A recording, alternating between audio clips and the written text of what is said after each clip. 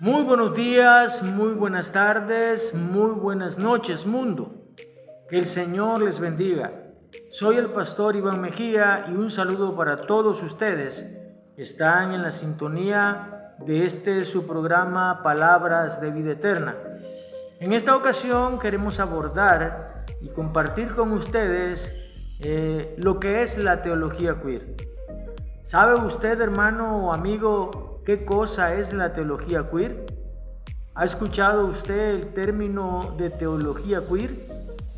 Y por último, pregunto, ¿puede sostenerse el argumento de la teología queer en las Escrituras?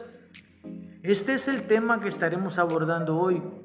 Es un tema muy importante, es un tema muy actual, es un tema que concierne mucho a la Iglesia del Señor, a todos aquellos que conocemos las Escrituras, a todos aquellos que también no conocen las Escrituras y deben de conocer lo que la palabra del Señor enseña acerca de esta situación. Quédese con nosotros, soy el pastor Iván Mejía y pues no se vaya. Estaremos abordando este interesante tema en el resto del tiempo de este programa. Quédese con nosotros. Como decía al inicio de este video, estaremos abordando la teología queer. La pregunta que surge es, ¿qué cosa es la teología queer? Para iniciar, tengo que decir que el término teología queer fue acuñado por John Michael Clarke allá por el año de 1990. Este hombre propuso el término de teología gay o feminista. Así es que esto es con respecto a John Michael Clarke, que fue quien acuñó el término teología queer allá por los años 1990. Otro hombre al que no se le puede negar su participación en este asunto es Robert Goss, un teólogo católico ordenado allá por el año de 1976, y pues Robert Goss tiene una gran participación en este asunto de la teología queer. Hugh Montefiore fue un obispo protestante anglicano. Fue él quien impulsó el término queer con mucha más fuerza. Hugh Montefiore falleció en mayo del 2005. Así es que es un nombre muy importante entre todos los que han impulsado la teología queer. Dentro de este abanico de nombres existe un nombre femenino que es el de Marcela Altus Rey, una mujer argentina que impulsó el feminismo radical dentro de la teología de la liberación, incluida hoy en día en la teología queer. Esta mujer impulsó la teología de la liberación desde los movimientos izquierdistas radicales de Latinoamérica. Ella también es un nombre muy importante dentro de los impulsadores de la teología queer y del abanico de ideas que alberga la teología queer. Ya para cerrar esta lista de nombres importantes de hombres y mujeres impulsadores de la teología queer, tenemos el nombre de John McNeill, un sacerdote católico, jesuita, homosexual confeso, que escribió un libro llamado La homosexualidad y la tradición católica. Este será el último nombre que daremos hoy. Existen muchos más, pero estos son algunos de los más importantes impulsadores de la teología queer.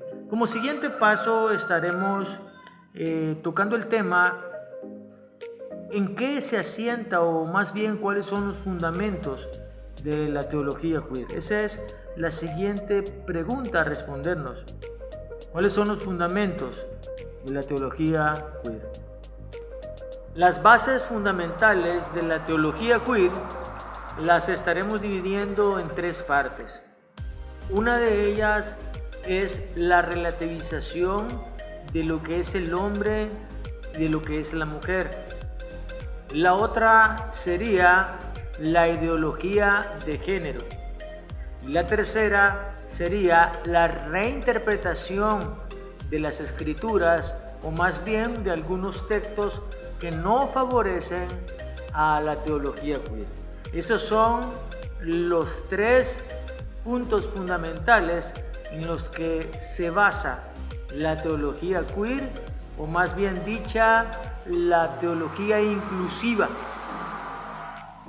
Estaremos analizando primeramente lo que es la relativización de lo que es el hombre y de lo que es la mujer. Cuando hablamos de relativismo, estamos hablando de verdades particulares y no de verdades absolutas. ¿Cómo explicamos esto? Bien, las verdades particulares son verdades únicamente en el protagonista que asume dicha verdad. Y cuando hablamos de verdades absolutas, estamos hablando de verdades que envuelven a todos, que envuelven a todo el conglomerado sin tener por qué discutirlo, porque es una verdad absoluta.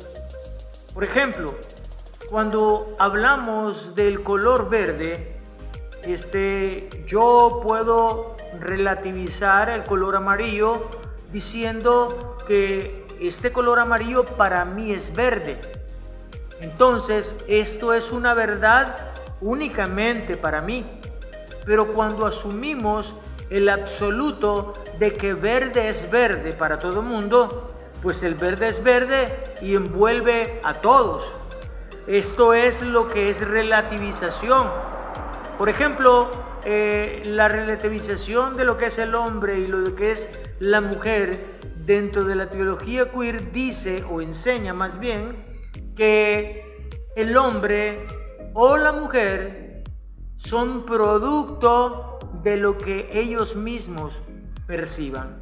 O sea, yo soy hombre, pero me percibo mujer, y como hombre que me percibo mujer, deben de tratarme como mujer. Entonces, eso es relativismo. Y si yo soy mujer y yo me percibo hombre, deben de respetar mi condición porque yo me percibo hombre, aunque sea mujer. Entonces, esto es el relativismo. Esto es una de las bases de la teología queer, que debemos de respetar lo que las personas se autoperciban y que es, ¿cómo pudieses decirles? Y que es legítimo que cada quien se perciba como quiera.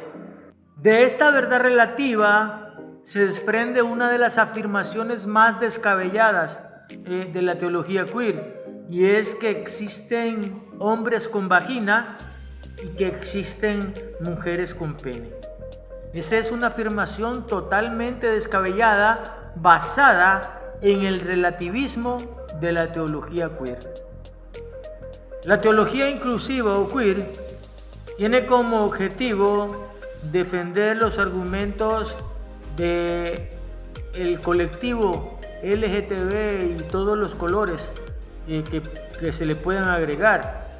Así es que el objetivo de la teología queer es defender la ideología de género, aunque en la práctica ellos asumen que no existe ideología de género, pero sí, cuando hablamos de autopercepción, entonces estamos hablando de pensamientos, de ideas. Así es que es afirmativo que la ideología de género existe y que no es como ellos dicen, que existen muchos géneros, porque está comprobado científicamente que existen dos géneros biológicamente. Entonces, la ideología de género es el punto a defender de la teología queer. Y ya para ir terminando este asunto, hablemos de la reinterpretación de las escrituras. ¿Qué es esto de la reinterpretación de las Escrituras? Es sencillo. La reinterpretación de las Escrituras desde el punto de vista de la teología queer es asumir que todos los textos bíblicos que se refieren a la sodomía, a la homosexualidad y a todos los pecados sexuales, hay que volverlos a reinterpretar, porque la Biblia es un libro muy antiguo, porque la Biblia culturalmente es un libro que no es acorde a nuestros tiempos. Por lo tanto, nosotros debemos de aceptar que los que son mujeres y dicen ser hombres deben de tener un lugar dentro de la iglesia, pero no solamente un lugar, debemos de aceptar su forma de vida y también debemos todos nosotros aceptar el liderazgo de ellos dentro de la iglesia, ocupando cargos de pastores, cargos de sacerdotes. Así es que ese es el punto que ellos asumen por el asunto de la reinterpretación de las Escrituras. Y quiero agregar algo más, de que este asunto de la reinterpretación de las Escrituras y de la teología queer, o más bien de la teología inclusiva, es algo que abarca y que va más allá de las esferas de muchos credos cristianos, como los católicos, los bautistas, los anglicanos, la Asamblea de Dios, como los evangélicos cristianos en todo el mundo. Quiero que usted sepa que este movimiento de la teología queer se está moviendo en todas las esferas de lo que se llama, entre comillas, cristianismo. Y el punto central es que la teología queer dé por sentado, o más bien demuestre y gane un lugar para todas estas prácticas y estas autopercepciones, estas manifestaciones de los gustos sexuales de todo mundo dentro de la congregación, dentro de la iglesia establecida, y que tengan un lugar también de dirigencia dentro de la iglesia. Soy el pastor Iván Mejía y pues te estoy invitando a que mires la segunda parte de este programa. Teología queer, segunda parte. Dios te bendiga.